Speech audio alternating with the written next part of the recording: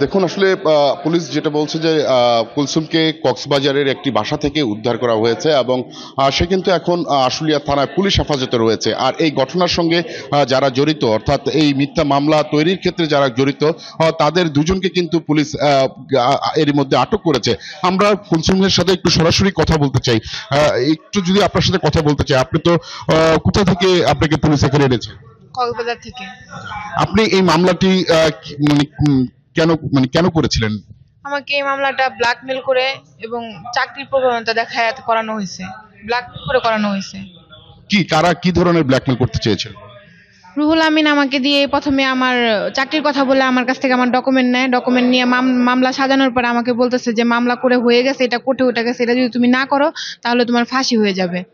এগুলা বলে আমাকে মামলাটা করানো হয়েছে। আচ্ছা, যমুনা টেলিভিশন যখন একটি সংবাদ প্রচার করে, সেই প্রচারটিকে আপনি দেখেছিলেন? তখন দেখি নাই, কিন্তু পরে দেখছি। পরে কি বলেছিল রুহুল আমিন? তখন সে আমাকে বলে যে ওনারা তোর নামে এরকম মামলা করছে, তাহলে যমুনা টিভির নামে একটা এই মামলা দিয়ে দিবি। তো এখন কি অবস্থা?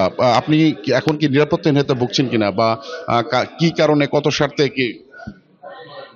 জি, আমি এখন নিরাপদ স্বার্থে ভুগতেছি। আমার আসলে শুনছিলেন যে আসলে এই কুলসুম বেগম কিন্তু আশুলিয়া থানায় আদালতে একটি মামলা দায়ের করেছিলেন 130 জনের বিরুদ্ধে, বৈষম্য বিরোধী ছাত্র আন্দোলনে যখন একের পর এক হয়েছিল, নিজের স্বামীকে মৃত দেখিয়ে কিন্তু একটি মামলা করেছিলেন 130 জনের বিরুদ্ধে। তার তখনই কিন্তু যমুনা টেলিভিশন অনুসন্ধান করে কিন্তু সিলেট থেকে তার যে জীবিত স্বামী যে জীবিত রয়েছে সেই বিষয়টি উদ্ঘাটন। এখন পুলিশ বলছেন আগামীকাল সংবাদ সম্মেলনের মাধ্যমে বিষয়টি বিস্তারিত জানাবেন।